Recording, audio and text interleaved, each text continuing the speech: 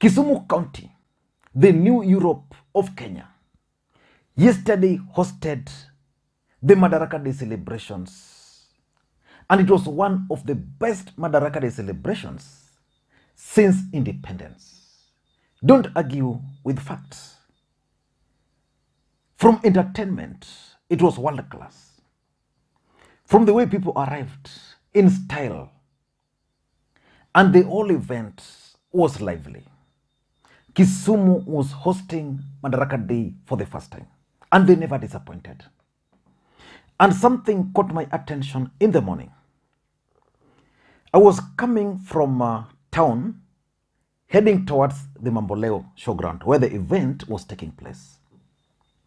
And while on my way, when I was almost reaching Kondele, I realized that the people of Kondele had planned to stop the president and Raila Odinga right in Kondele to address them. Because remember, this particular celebration came at a time when we have COVID. So very few people were allowed into the stadium. So majority of people who are in Kondele actually wanted Raila, they wanted to stop the convoy of the president and the convoy of Raila Odinga, so that Raila and Uhuru addressed them there before proceeding to the showground. Hapa lazima watamsimamisha. Kuna shortcut. Yako chung lazima. Kwa ya gala dalaka. Yala ne. Hey. Kwa ya galo.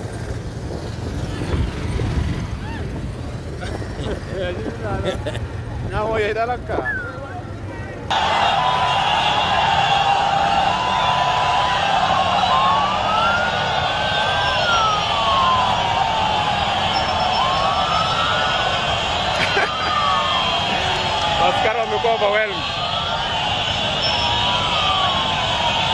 But the security of the president thwarted those attempts, and they successfully went to the venue. Then at the end of the day, these people now decided that they were going to stop that convoy at whatever cost. So they just lined up there waiting for the president to arrive. And that convoy of the president led the way. Again, the security of the president managed to stop them from stopping the president. And then that one of Ruto came, and of course, it was love, sign of love. You could tell the feeling of the people. And then that of Raila Odinga came, and these people escorted Raila Amolo Odinga. But Kenyans have been talking about the reception of the deputy president, which is the subject of this video. Because prior to this event, almost 80 or 90% of Tanga were against this particular event. In fact, most of them were of the view that President Uhuru Kenyatta was actually doing what he should not be doing to the people of the Nyanza region. That Nyanza region did not really deserve development. Moses Kuria was on record. Ndindi Nyoro was on record. Kimani Ichung'wah was on record. The Nandi senator was on record. Kipchumba Murkomen even tweeted, probably because the deputy president was sidelined. But when the deputy president was received, the whole country was shocked. Why do you think the deputy president was received the way he was received? Before I explain to you or give you the reasons why that happened, I want to offer my unsolicited advice to the deputy president. The first thing he must understand is that the people of Kisumu are very lovely people. And they can also be very bad. So they have their bad side and they have their good side. So don't provoke their bad side. The second advice I want to give him is to tame his allies. Let me just refer you to a tweet I hope I'm going to get it, by Kimani Ichung'wah, the Kikuyu member of parliament. He made a tweet. And these are the people who are likely to cost the deputy president. Kimani Ichung'wah is saying, Kenya is changing. The hustler nation transcends tribe and region. Kenyans are resisting the modern day colonial masters that have hidden behind tribe and economically enslaved the masses. We are all breaking free. Freedom is coming. William Ruto, Asante.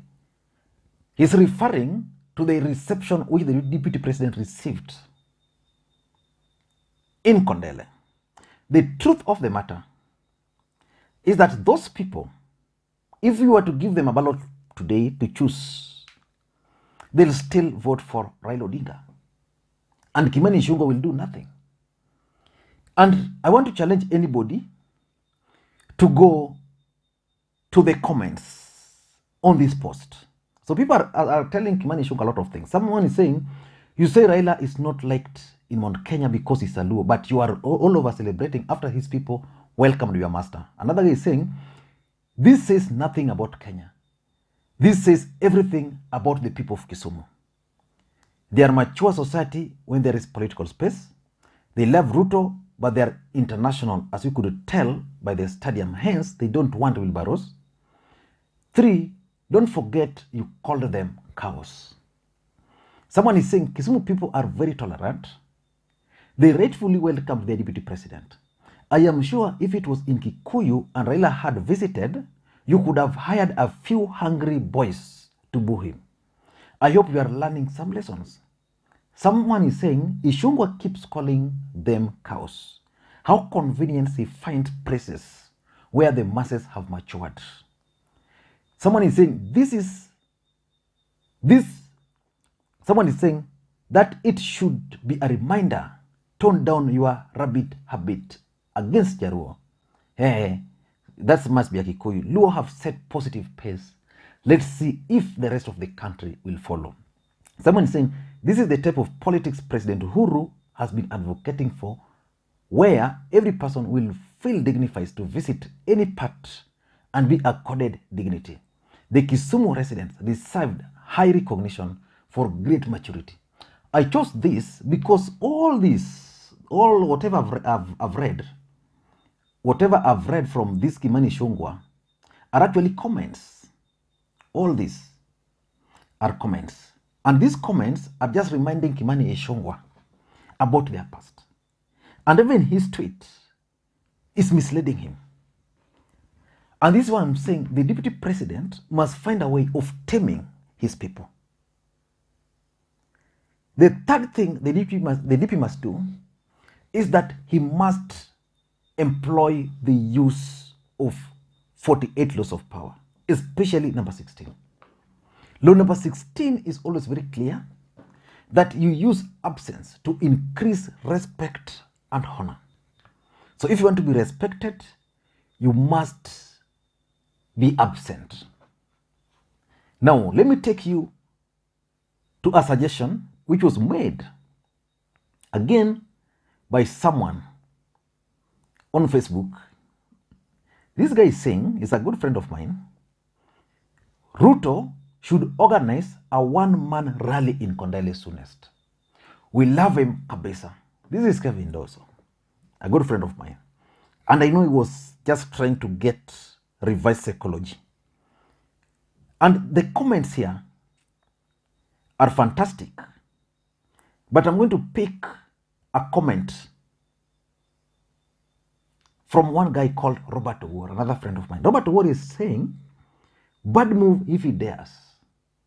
Let him enjoy the unrealistic euphoria and media trends, at least for now. That alone will get him some few votes. That crowd wasn't his. Situational gains. So basically what the DP must do is that, because politics is about perception, the perception outside there is that the DP was actually well received in Kisumu. That must continue. If he's going to let that slip, because I know his allies are likely to advise him to go back to Kisumu. If he's going to let that slip, then the DP is not going to get people who came for Uhuru Kenyatta and people who came for Raila Odinga. And again, you never know. Someone might decide not to allow him that opportunity. And that will water down this perception. Let him maintain that he was well received in Kisumu and sustain it for a long time. How he's going to do this is what I still can't really comprehend. But he must, as a matter of fact, use absence. And people will respect him more. People will honor him. People would want him to come. Otherwise, if he's going to come to Kisumu in the next 2 weeks or 1 month, he won't get the people who came to see Raila Odinga, the people who were there to block President Uhuru Kenyatta. But why do you think the DP was received the way he was received? I want to give you only 3 or 4 reasons. Number 1 is the handshake.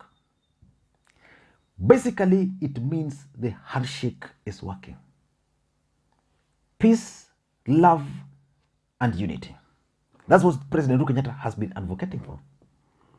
The photo you are seeing right now on your screen, that photo was taken in 2016.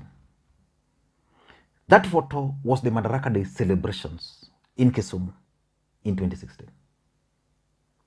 The county commissioner read that statement alone, without people.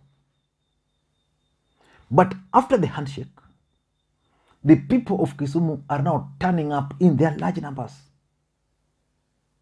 to listen to their leaders, to say hi to them. So handshake is actually working. The truth of the matter is that this should be replicated across the country. Number 2 is the politics of intolerance. Now, all along, the people of Kisumu have been called cows. They have been called stone throwers. They have been called all sorts of names. In fact, the deputy president referred to the people of Kisumu as militia. But today, the people of Kisumu proved one thing, that they are tolerant. If this event were to be held in Eldoret or in somewhere in central Kenya, rest assured of 2 things. Number 1, a group of people would have been hired to heckle Raila Odinga. That's something which could have happened. Number 2, the leaders there would have charged the crowd not to listen to Raila Odinga. But here, these guys really wanted to block Uhuru so that Uhuru could address them. The security stopped them. Now they managed to block Ruto, and they were charged. They were really happy. Raila Odinga came, they escorted Raila Odinga. In fact, the other guy who received the most cheers was actually Babu Owino. Those are the truths, but it's not in the media. So politics of tolerance. Tanga guys must start tolerating their opponents. Number 3, William Ruto must also start learning to respect Raila Odinga. I've always opined on this platform that after 2007 general election, after 2007 or 13, William Ruto was actually one of the most liked politicians in Nyanza, especially after the 2007 election. The hatred towards Ruto again began the moment he started abusing and insulting Raila Odinga. If you listened to the deputy president's speech at the stadium, he was setting the pace. He didn't call Raila Odinga Mganga. Do you think if he had called Raila Odinga Mganga, Pale, then these guys would have... Do you think if he had called Raila Odinga Mganga, these people would have tolerated him? No way. In fact, one of William Ruto's undoing up to now is the fact that he has identified some of his key supporters from Nyanza.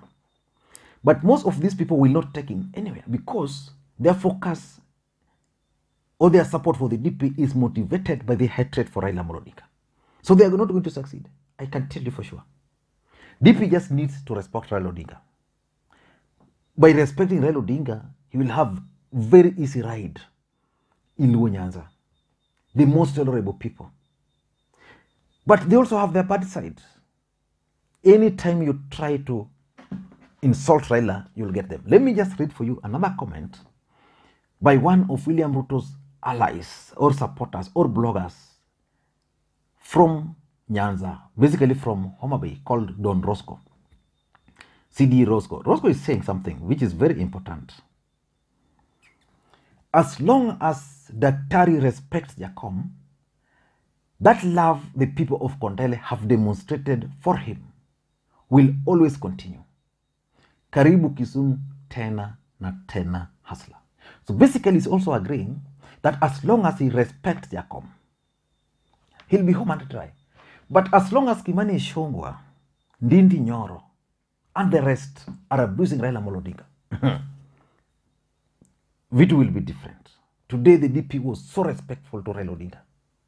Even at the stadium. In fact, if you monitored the DP, when the convoy was coming, he was not very sure.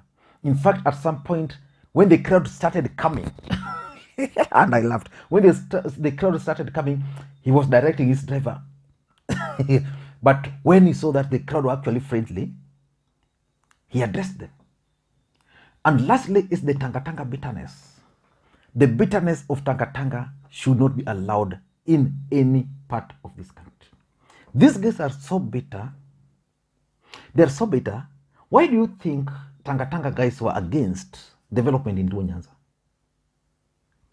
Uhuru and Ruto were in government and worked so harmoniously for 5 good years. The handshake is not even 3 years. But why do you think they have problems with development coming to Nyanza? As if the people of Nyanza don't pay taxes. The kind of tweets and posts on Facebook people like Moses Kuria were making, you'd wonder whether really, was it even necessary?